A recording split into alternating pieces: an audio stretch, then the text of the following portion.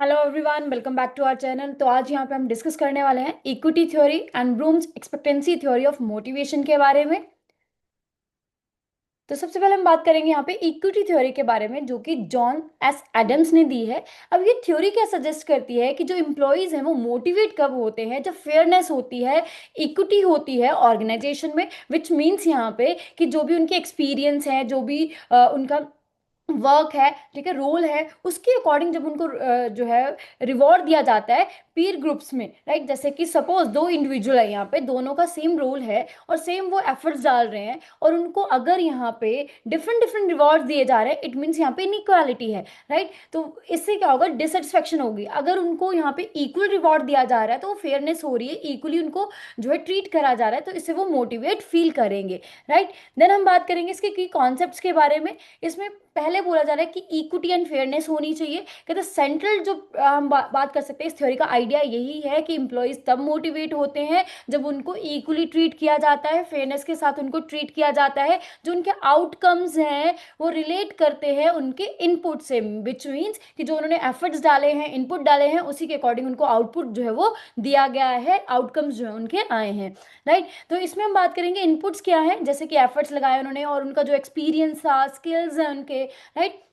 और रिवॉर्ड जैसे कि सैलरी दी जा रही है, benefit, recognition and career advancement जो है उनकी, उसी के अकॉर्डिंग अगर करी जा रही है तो यहाँ पे वो मोटिवेटेड फील करेंगे। देन हम बात करेंगे अगले कॉन्सेप्ट की, दैट इज कंपैरेटिव पर्सपेक्शन। तो ये कंपैरेटिव पर्सपेक्शन कब आता है, या फिर हम बात करेंगे इसमें क्या होता है, पीयर ग्रुप में स्पेशली ये चीज़ होती है कि क्योंकि वो सेम रोल पे है, राइट, और वो एफर्ट्स भी अगर सेम डाल रहे हैं तो उनको रिवॉर्ड यहाँ पे सेम मिलना चाहिए। अगर वो रिवॉर्ड सेम नहीं मिल रहा तो वो डिससेटिस्फेक्शन हो जाएगी। तो ये कंपैरिजन है वो किस बेसिस पे होता है, इनपुट आउटकम रेशियो के बेसिस पे, कि एफर्ट्स कितना डाला जा रहा है, आउटकम उनको क्या मिल रहा है यहाँ पे, राइट। देन हम बात करेंगे कि अगर यहाँ पे उनको इक्वली रिवॉर्ड करा जा रहा है तो वो यहाँ पे क्या है, मोटिवेटेड फील करेंगे। अगर यहाँ पे इक्वली ट्रीट नहीं करा जा रहा है तो वो डिमोटिवेटेड यहाँ पे फील करेंगे। देन हम बात करेंगे कॉग्निटिव डिसोनेंस की। तो कॉग्निटिव डिसोनेंस क्या होता है कि व्हेन एम्प्लॉय परसीव करता है इनइक्वालिटी, देखो जब भी यहाँ पे इनइक्वालिटी होती है किसी भी एम्प्लॉय के साथ, उसे लगता है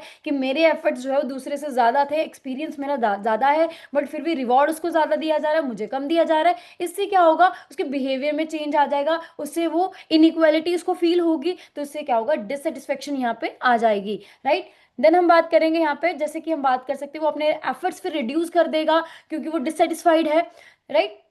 हायर कंपनसेशन की डिमांड कर लेगा या फिर ऑर्गेनाइजेशन को छोड़ के चला जाएगा। देन हम बात करेंगे अगली थ्योरी की, that is Vroom's expectancy theory of motivation. तो Vroom's expectancy theory of motivation की बात करें तो इसमें हम बोला जाता है कि जो मोटिवेशन है वो किसका फंक्शन है, यहाँ पे वो इक्वल टू है ई multiply by I and multiply by V, that is expectancy, instrumentality and balance. Means कि यहाँ पे बात करेंगे एफर्ट्स कितने लगाए जा रहे हैं, उससे यहाँ पे परफॉर्मेंस कैसी हो रही है, और परफॉर्मेंस के अकॉर्डिंग रिवॉर्ड जो है वो कैसा दिया जा रहा है। इन तीनों के बेसिस पे जो है यहाँ पे मोटिवेशन देखी जाती है, एम्प्लॉय जो है वो मोटिवेट होता है अगर ये तीनों ही यहाँ पे इक्वली हम बात करें, इनकी प्रेजेंस हमें चाहिए। देन हम यहाँ पे देख लेते हैं क्या लिखा गया है कि कहते थ्योरी प्रपोज करती है दैट द इंडिविजुअल जो है वो मोटिवेट होता है, उसका जो मोटिवेशन है वो इन्फ्लुएंस होती है एक्सपेक्टेड आउटकम, ठीक है, उसका परफॉर्मेंस क्या आएगी, उसके एक्शन से, उसने जो एफर्ट्स लगाए उससे जो उसका expect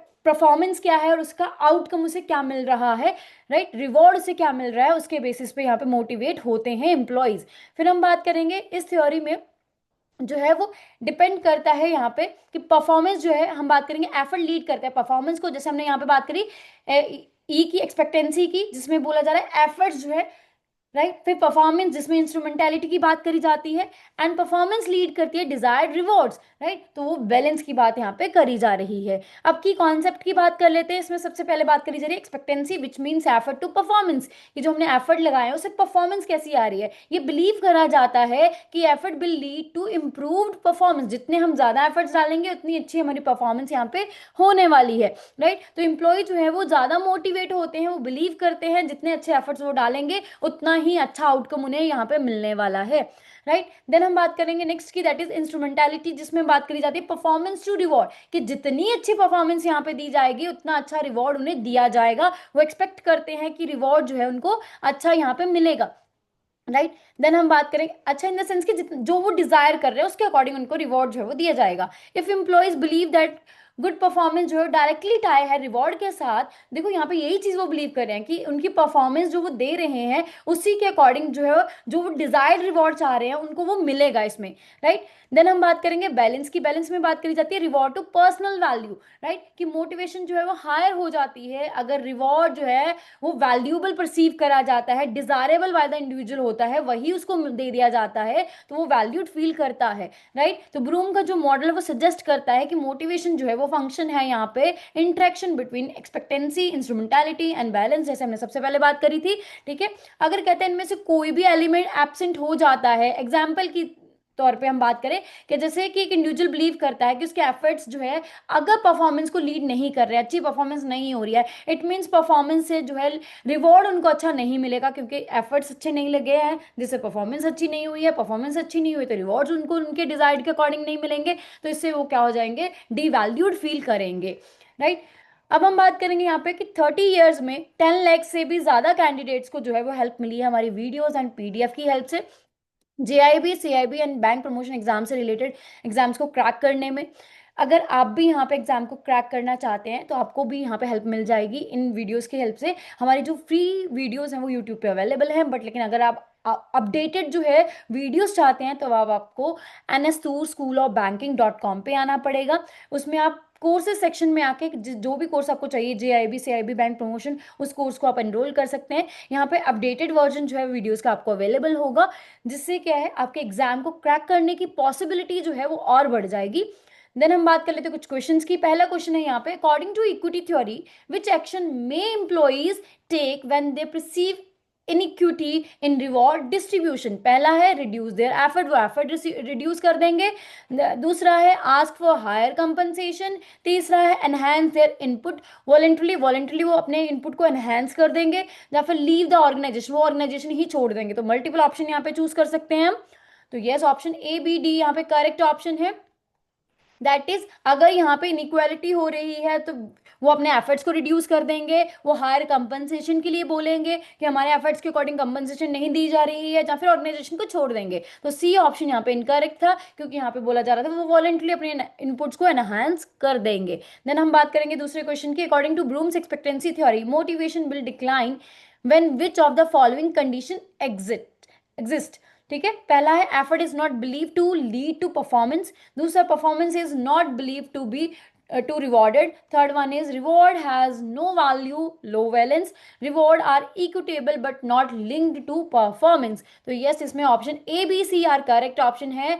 that is effort is not believe to lead performance, and दूसरा performance is not believe to lead reward, and reward has no value. जैसे हमने अभी बात करी कि अगर उन्हें लग रहा है कि उनके एफर्ट्स से उनकी परफॉर्मेंस अच्छी नहीं हुई है, परफॉर्मेंस से उनको रिवॉर्ड अच्छा नहीं मिलेगा जो वो डिजायर्ड है, तो उससे कोई वैल्यू जो है उनको नहीं मिलेगी।